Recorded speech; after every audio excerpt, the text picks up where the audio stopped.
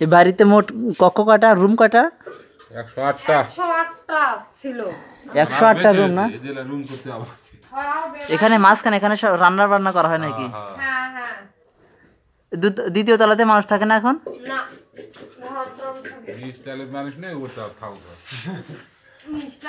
মাটির ঘর 2 তলা, 108টা রুম আছে না?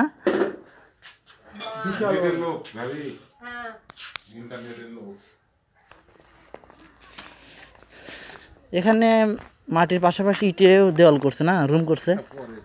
অনেক পুরাতন বাড়ি, এর দেওয়ালগুলো অনেক মোটা, 20 ইঞ্চি মনে হয়, 20 ইঞ্চি করে একটা একটা করে দেওয়াল। কত বছর আগের হবে বাড়িটা ভাইয়া? হ্যাঁ, অনেক পুরাতন বাড়ি তাহলে। এখানে যারা ভাই আছে এরা পৃথক করে নিছে না রুমগুলা? একবার 4 ছেলে, 4 জনের মাঝখানে প্যাসিভ দিয়ে 4 জন আলাদা আলাদা আলাদা হয়েছে না? সুন্দর।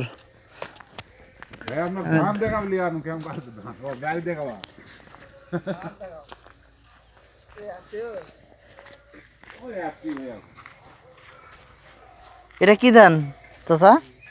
এটা আতপ বলা হয়, আতপ। আতপ ধান না? এলো 1 মন কত টাকা করে মনে? এতে 1 মন ধান কত টাকা মূল্য হয়? 1600 টাকা?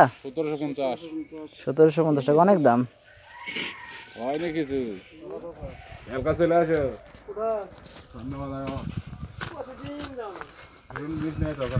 বাড়ির পাশে যে বিশাল একটি পুকুর আছে,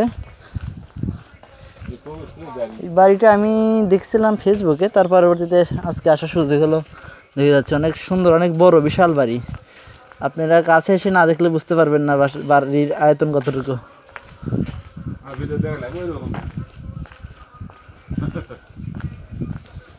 মাটির বাড়ি তো এগুলো নষ্ট হয় না তাড়াতাড়ি, অনেক দিন যাবে এখনো, তাই না? ও আচ্ছা, এই যে বাড়ির ভিতরটা দেখতে পাচ্ছেন,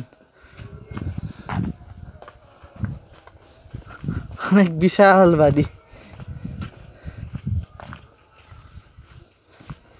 এই যে এটা পুকুর ঘাট, এখানে নেমে সবাই গোসল দেয়।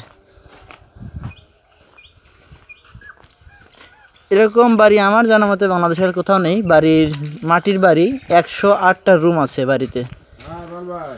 অন্যান্য সুযোগ সুবিধাও আছে এখানে, যেরকম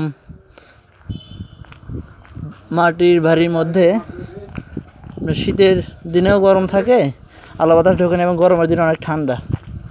বাড়িটা এখন অনেক জায়গার উপর বাড়িটা করা, অনেক দিন আগের বাড়ি আর কি। আপনারা হয়তো বা এসে দেখলে ভাই বুঝতে পারবেন। এটা হচ্ছে নওগাঁ জেলার, থানার নাম কি ভাইয়া? মহাদেবপুর থানাতে। এটা আলী মোড় হচ্ছে আলিপুর, হচ্ছে আলিপুরে। দেখাই, যেখানে অনেক বিস্তারিত লেখা আছে। বাড়িটি 3 বিঘা জমির উপর নির্মিত, যার দৈর্ঘ্য 300 ফিট, প্রস্থ 100 ফিট। এই যে মাটি খড় পানি দিয়ে ভিজিয়ে কাদায় পরিণত করে 20 থেকে 30 ইঞ্চি চওড়া করে বাড়িটির দেওয়াল তৈরি করা।